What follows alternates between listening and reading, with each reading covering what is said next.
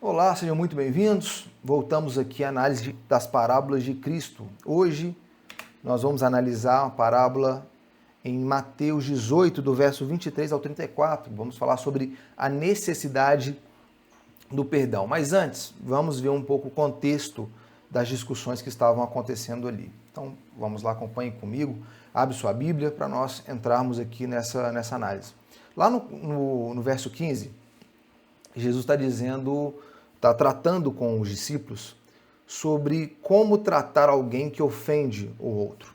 Então está dizendo, olha, ele vai dizer 3 formas de tratar o outro que pratica uma ofensa contra o seu irmão. Está dizendo, olha, inicialmente, seu irmão pecar contra ti, vá até ele e resolver a controvérsia. Se ele te ouvir, você ganhou o seu irmão. E é a forma que nós devemos fazer, lidar com nossos problemas. Não fala diretamente, principalmente nesse mundo de rede social, onde uma mensagem, é difícil você ter tom, você entender o tom dentro de uma mensagem. Vai lá, se você se sentir ofendido com alguma coisa, vá lá e tenta resolver a controvérsia. Eles continuam, olha, se essa pessoa não te ouvir, você chama 2 ou 3 irmãos, nós temos entendimento, principalmente dentro da igreja, que nós devemos resolver isso com pessoas experientes. Chame 2 ou 3 pessoas para ser testemunhas e para intermediar o problema. E se ele ainda não te ouvir, se a controvérsia não for resolvida, traga o problema, a situação para dentro da igreja, para que a comunidade possa resolver, para que as autoridades maiores ali dentro dessa comunidade possa resolver. E caso ainda assim a pessoa não se arrependa, não tenha o tipo de reparação, mesmo tendo sido ali julgado pela comunidade, então essa pessoa deve ser entendida como gentil publicano. Jesus está dizendo, olha, essa pessoa não está debaixo do ensino bíblico, não está debaixo da autoridade dele, enfim, não está seguindo os mandamentos, o ensino bíblico. Não significa que é abandonar aquela pessoa. Olha, fulano, ele não se arrepende, deixa ele para lá. Não, nós temos que orar pelo indivíduo para que a pessoa se arrependa, nós temos que tratar a pessoa com graça. Jesus trata gentios e publicanos muito bem dentro do texto bíblico, mas basicamente a pessoa realmente está com o coração endurecido. Então ela precisa realmente ter essa consciência, ter essa noção para que ela possa se reintegrar ali no ambiente. Então Jesus está trazendo esse cenário. Nós vamos pular, depois ele traz as benéficas de 2 irmãos estarem juntos ali, sempre concordando no mesmo tema. Mas, passando lá para o verso 21, Pedro, ainda tratando sobre essa situação, ele vai querer esticar a corda. Vai perguntar, tá bom, Jesus, qual que é o limite que alguém pode me ofender, até para que eu não perdoe mais ela? Até para que eu trate ela, considere a ofensa em definitivo. Então vamos lá ler o verso 21 e 22. Então Pedro, aproximando-se, lhe perguntou, Senhor, até quantas vezes meu irmão pecará contra mim, que eu lhe perdoe? Até 7 vezes? Respondeu-lhe Jesus, não te digo até 7 vezes, mas até 70 vezes 7. A pergunta de Pedro, que é bem legítima, Pedro, ele era um discípulo, ele iria se tornar apóstolo, era óbvio que eles exerciam algum tipo de autoridade e depois iriam exercer. Eles precisavam entender como agir em certas situações. Mas Jesus, ele vai dizer, olha, ele vai perguntar, olha, 7 vezes, né, um número assim razoável para a pessoa me ofender, e Jesus vai responder até 70 vezes 7. Na tradução existe uma discussão se é 70 vezes ou 70 vezes 7. Acho que o entendimento majoritário entre os comentaristas é que é até 70 vezes. Não significa que Jesus está delimitando o número. Nós vemos pela parábola seguinte que nós vamos analisar, que Jesus está usando uma imagem hiperbólica. Ele está dizendo que não existe limites para perdoar. Mas muitas vezes nós somos assim. Nós queremos colocar limitação no quanto nós podemos perdoar o outro. Às vezes ficamos na espreita para que o outro fale, para que nós falemos, olha, não te perdoo mais. Quando eu era criança, eu tinha um amigo, enfim, a gente tinha uma personalidade diferente, eu era mais calmo, ele era mais elétrico, mais molecão, enfim. Isso gerava, obviamente, atrito, como toda criança. E ele sempre fazia alguma coisa para me irritar e para me ofender, a ponto de ele concordar que ele o fazia. Então, certa vez, ele tava, né, fez alguma coisa, me pediu desculpa e tal, a gente estava na porta da igreja. Eu falei, olha, toda semana você faz alguma coisa. E aí você pede desculpa e na próxima semana você faz a mesma coisa, enfim. Você sempre traz uma ofensa. Ele falou para mim, canalha, trouxe o texto bíblico e falou, olha, está na Bíblia, Jesus falou que você tem que perdoar até 70 vezes 7, então você tem que me perdoar. Eu falei, perfeito, mas eu estou contando. E aí nós apertamos a mão, levamos a sério o tema. E às vezes nós fazemos isso, nós queremos olhar o outro, queremos delimitar e contar a falha do outro. Quer dizer, quase que espera que o outro fale conosco para que nós realmente possamos nos encher de amargura e dizer, eu não te perdoo mais. Eu quero também que você seja ferido da forma que você me feriu. E na verdade, agir assim, pensar assim, não é perdão. Jesus quer tratar esse tema, quer mostrar, olha, o que é perdão para Deus? Como que nós devemos lidar? Como vocês devem lidar ao perdoar o outro? Então vamos ler Mateus 18, do verso 23 ao 34. Por isso, o reino dos céus é semelhante ao rei, que resolveu ajustar a conta com seus servos. E passando a fazê-lo, trouxe-lhe um que lhe devia 10.000 talentos. Vamos interpretar aqui na parábola que esse rei é Deus, tá certo? E os servos somos nós. E ele queria acertar conta com esses servos e trouxe um que devia 10.000 talentos. Um talento representava 6.000 denários. Denários era a moeda, um denário era quanto se quantificava o pagamento por um dia de trabalho, em regra, tá certo? Para a maioria das pessoas, principalmente nessa relação entre senhorio e servo. Então, 10.000 talentos, se um talento é 6.000 denários, seria 6 milhões de denários que a pessoa deveria. Então, assim, uma conta impagável. Era muito dinheiro, não só um servo não teria como pagar em tempo de vida, daria mais de 190 mil anos. Eu fiz essa conta, acho que precisamente 193 mil anos. Tive que fazer essa conta anteriormente, porque matemática não é meu forte. Se alguém conhece minhas habilidades matemáticas, vai dizer realmente que eu estava blefando, fingindo que eu fiz essa conta de cabeça. Mas devia muito dinheiro. Inclusive, era algo que um reino devia a outro reino. Não era algo que as pessoas pagavam, que a gente poderia quantificar. Então a ideia é essa. Tem uma dívida e essa dívida é impagável. Não existe forma de pagar. E assim foi a forma que aquelas pessoas que estavam ouvindo, os discípulos, as pessoas do século I, interpretavam realmente essa parábola. Nós estamos tratando aqui de algo impagável. 25. Não tendo ele, porém, com que pagar, ordenou o Senhor que fosse vendido ele, a mulher, os filhos e tudo quanto possuía, e que a dívida fosse paga. Então o servo, prostrando-se reverente, rogou, sê paciente comigo, e tudo te pagarei. E o senhor daquele servo compadeceu-se, mandou-o embora e perdoou-lhe a dívida.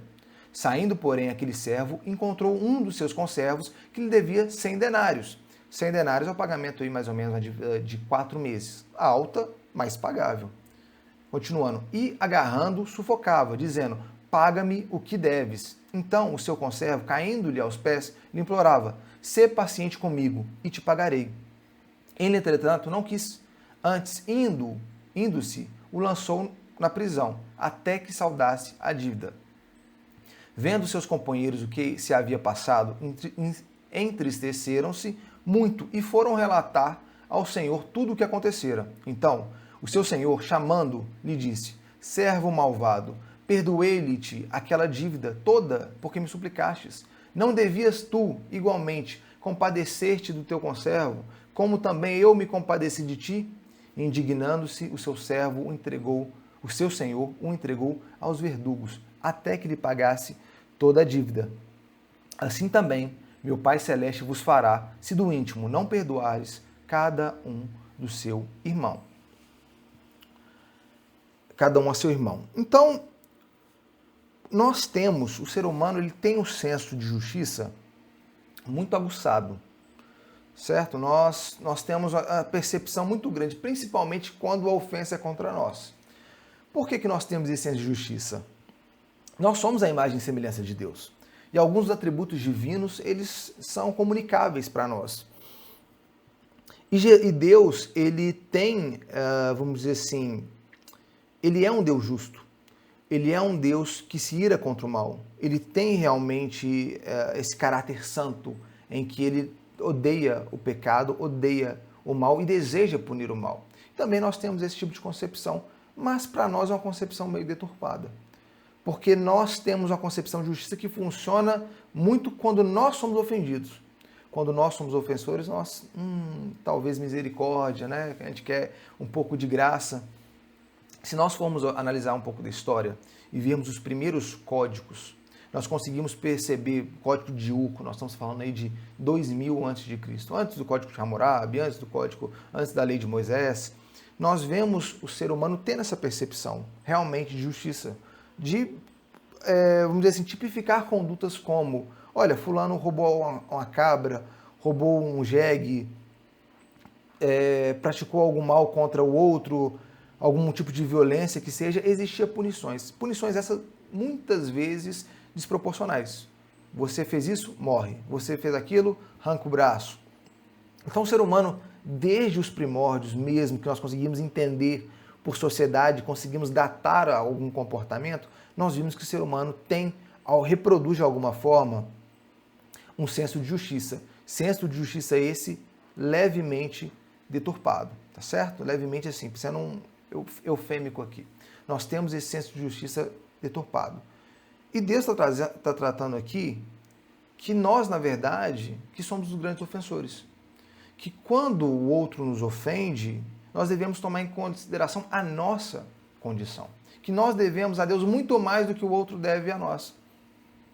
As pessoas hoje não se sentem devedoras, porque eu acredito que existe uma pieguização muito grande no Oeste em relação a quem é Deus.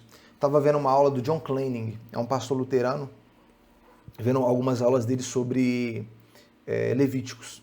Eu estou preparando alguma coisa lá para frente sobre Levíticos e Hebreus.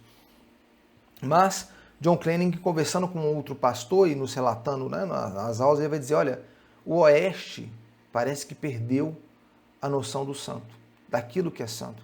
Nós olhamos para Deus e achamos que Deus nos deve. Nós olhamos para Deus de uma forma tão piegas e tão fraca, como se Deus não fosse um Deus santo e que reina, e poderoso, impecável. A gente olha para Deus como se fosse um nosso coleguinha, que nos deve tudo. Nós levamos os elementos de graça de Deus e de amor e de misericórdia de Deus, mas ao mesmo tempo consideramos isso de uma forma em que apaga os outros atributos dele. Deus é um Deus santo, Deus é um Deus impecável, e nós, ao ferirmos, ao pecarmos, a praticarmos essa ofensa contra Deus, nós estamos praticando um pecado imperdoável. Nós temos uma concepção no nosso direito que nos ajuda a entender aqui a situação. Não só no nosso direito, na nossa sociedade, no nosso ordenamento jurídico. É algo muito humano para nós. Vai fazer sentido para vocês. Boa parte dos tipos penais, não todos, porque alguns tipos penais têm um viés político, mas muito deles, a pena ela aumenta ou tem um agravamento ou ela é tipificada, quer dizer, tem uma tipificação maior, dependendo de quem você ofende. Então, se você ofende uma pessoa que é inocente, um adolescente, uma criança, vai ter um tipo de apenamento maior, tende a ter um apenamento maior. Tanto o tipo penal prevê, quanto na hora de fazer o cálculo de pena. Quando você ofende algum tipo de autoridade ou a função que ela está fazendo, a pena também tende a ser maior, porque você tem que prender, você tem que preservar aquele cargo. Você tem que evitar tipo de ofensa a pessoas que exercem certas funções. Então, polícia tem tipificações agravantes e qualificadoras contra violência contra policial, polícia penal e por aí vai. Nós temos essa concepção de nós, de uma proteção maior e de que uma punição maior se deve quando a ofensa é contra vulneráveis, inocentes e contra pessoas de prestígio. E contra funções importantes, essenciais da justiça. Prestígio é uma questão muito relativa. Então nós temos essa concepção. E se nós formos olharmos para Deus, nós podemos elevar isso ao extremo. Porque nós estamos de frente para um Deus que é santo. Se tem alguém inocente, é Ele. Se tem alguém que nunca praticou o pecado, foi Cristo. De mesmo modo, se tem alguém honroso, se tem alguém que reina, se tem um rei santo, poderoso, que deve ser digno de glória e de honra, é Deus. A ofensa contra ele é extremamente grave, é imperdoável. imperdoável. E nós recebemos, em contrapartida, graça. Nós recebemos dele graça, nós recebemos dele perdão, que é constituído em Cristo Jesus. Então, nós temos uma concepção deturpada porque nós temos um sentimento de pertencimento.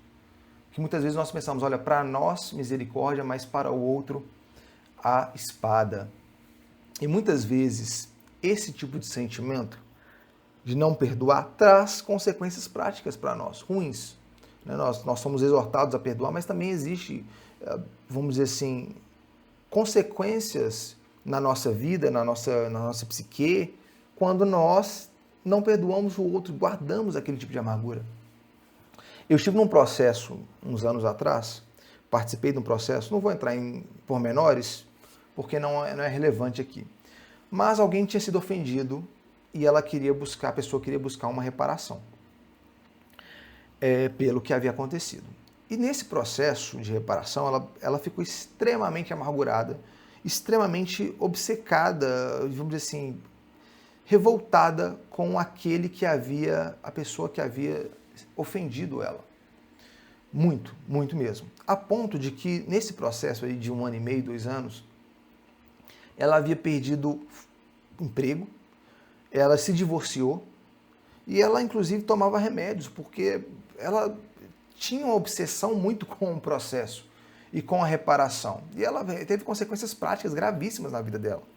Por fim, ela consegue a reparação que ela queria, mas ela conseguiu o que ela queria, mas no fim não resolveu nada. Assim, vamos dizer assim, não trouxe uma reparação plena e ela teve consequências dessa amargura dela, que lhe custaram muito mais caro do que um resultado dado dentro da sentença.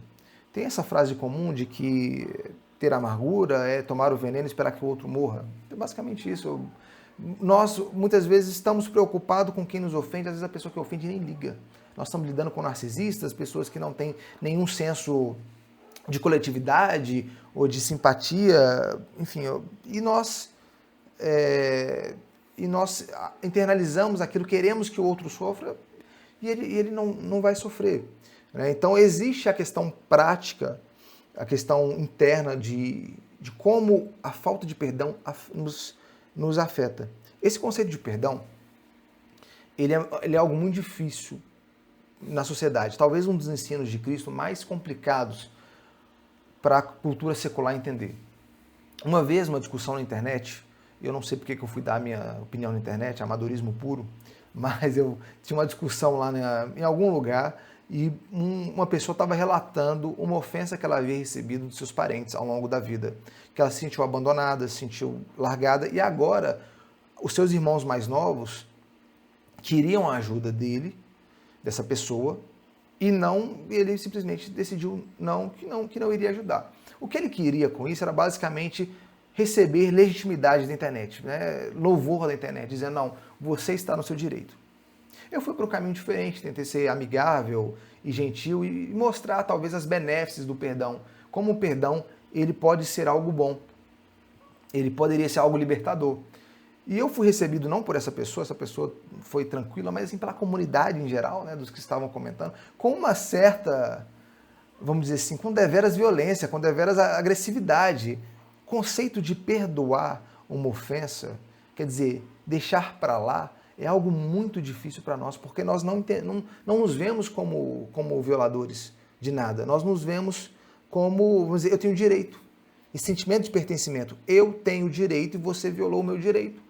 E a menos que eu tenha uma reparação clara e justa, ou você sofra na mesma medida, você não merece perdão. E nós temos que pensar na nossa condição, tanto para o perdão, porque isso é algo que Deus está determinando, que nós devemos perdoar. Se você é cristão, você não será perdoado se você não perdoar. Mas também nós devemos pensar na nossa condição para com Deus quando nós exercemos graça para com o outro, ou quando nós vamos pensar em limitar a nossa graça. Eu tive um caso anos atrás, o último caso que eu conto hoje, antes da pandemia. Eu fiquei sabendo que um rapaz havia sido preso injustamente, não injustamente, ele estava preso há mais tempo do que deveria. Qual que era a situação dele? Ele era um salgadeiro, ele trabalhava vendendo salgado, ele tinha seu trabalho, um cara muito humilde, simples, Só que ele era um jovem de 22, 23 anos. Só que ele conheceu o crack. E nessa aí, de conhecer o crack, a vida dele simplesmente foi ladeira abaixo. Muito pobre, acabou entrando numa vida de praticar pequenos furtos para tentar conseguir sustentar o vício dele. Enfim, apesar de, lógico, é uma prática delitiva, mas os próprios juízes levavam ele com uma certa condescendência, entendendo a situação dele. Então davam um apenamento que era justo, mas buscavam sempre dar um apenamento mínimo para ele. E por aí, enfim, eu descobri que ele estava preso porque houve um problema na expedição do mandato. Então aí eu fiquei sabendo, fui lá ajudá-lo, tirei ele. E antes dele sair, eu expliquei para ele, olha, te tirei, eu fiz tudo de graça, ele é um cara, era uma pessoa pobre. Falei, olha, eu tirei você, vou te ajudar, mas eis a situação. Eu vou continuar o seu processo, vou pedir o seu livramento condicional lá na frente, até sua pena extinguir. Eu vou ficar no seu processo até acabar e não vou te cobrar nada por isso. A condição é a seguinte, você não pode voltar para a rua, para o crime, voltar a usar o crack e voltar a praticar pequenos delitos. Não faz sentido. Não faz sentido eu ficar nessa constante de te ajudar. Então foi isso que eu falei para ele, ele concordou. Na época eu não entendia muito bem a questão do vício, isso aí é uma outra questão, porque existe a questão fisiológica, apesar do tempo que ele ficou preso, ele teve a desintoxicação, mas a questão mental é muito forte da pessoa e precisa ser tratada de maneira específica. Enfim, isso é outro assunto. Meses depois, eu vejo no processo que ele havia sido preso novamente, que ele foi preso, que ele voltou a delinquir e voltou a usar droga. Então eu peguei uma renúncia, peguei a renúncia e falei para ele, olha, eu não posso mais te ajudar, a gente combinou, eu te avisei, eu te falei que isso iria acontecer, que se isso acontecesse, eu não iria te ajudar mais. Então ele agradeceu, concordou, assinou a renúncia e depois eu não tive mais notícia dele. Se nós julgarmos essa história por aí, talvez as pessoas não vão ver nenhum problema com ela. Talvez as pessoas até louvem, você fez uma boa ação, você fez um pro bono para alguém, você ajudou alguém, né? Isso é positivo. Né? E você talvez olhem, olha, é justo você falar para uma pessoa, se você descumprir o acordo, eu não vou te ajudar mais. Sabe, é justo você não ficar num ciclo de uma pessoa que você nem conhece. Parece justo. Eu não quero entrar nos pormenores, talvez hoje eu fizesse diferente, mas talvez até seja uma resposta apropriada à situação, não quero entrar nisso, situação por situação é muito complicada. Mas para mim o problema está no senso de justiça que eu apresentei.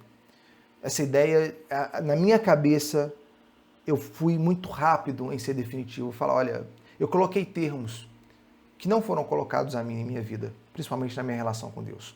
O que eu preciso entender, o que você precisa entender, é que Ele sou eu para com Deus.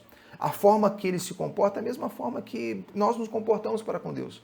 Nós recebemos uma boa prescrição, nós sabemos o que é certo, o que é errado, nós sabemos o que vai nos fazer bem ou não, e mesmo assim decidimos nos voltar contra Deus, nos rebelamos. É o ponto que o apóstolo Paulo vai trazer em Romanos, que Deus se revela, o ser humano se rebela. Ele vai dizer lá no 10, olha, vai usando o exemplo de Israel, Deus estendeu a mão a esse povo e mesmo assim eles se rebelaram, mesmo assim era um povo rebelde. Então o que muda para nós? O que muda para nós é que nós fomos chamados. É que nós fomos chamados por Deus e nós recebemos graça. Eu não quero passar um quadro aqui de terra devastada. Nós, sendo cristãos, nós somos salvos, regenerados e passamos por um processo de santificação e que nós estamos sendo santificados. Nós somos perdoados de todos os nossos pecados, nós podemos olhar para trás e dizer, olha, o que era a minha vida, o que é hoje. Nós podemos dar graças a Deus por isso. Não estou dizendo que é a terra devastada, mas se nós pegarmos o melhor de nós ainda assim vamos nos encontrar pecando contra Deus. E a resposta de Deus contra o pecado é sempre a morte.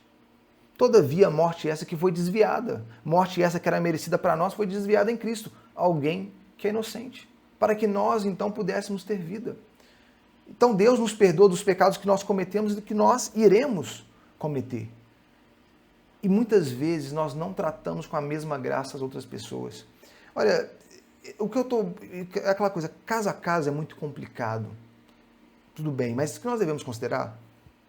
quando aquela pessoa nos ofende, nos irrita, principalmente parentes, reiteradas vezes durante anos, considerar que nós somos ele, em alguma medida, para com Deus.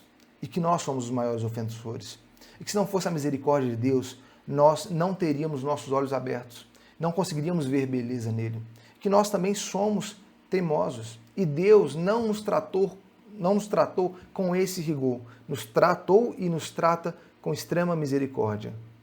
E no que tange ao perdão, o texto bíblico é claro. Nós, cristãos, ou qualquer pessoa, se você não perdoar os pecados do outro, você não terá os seus pecados perdoados.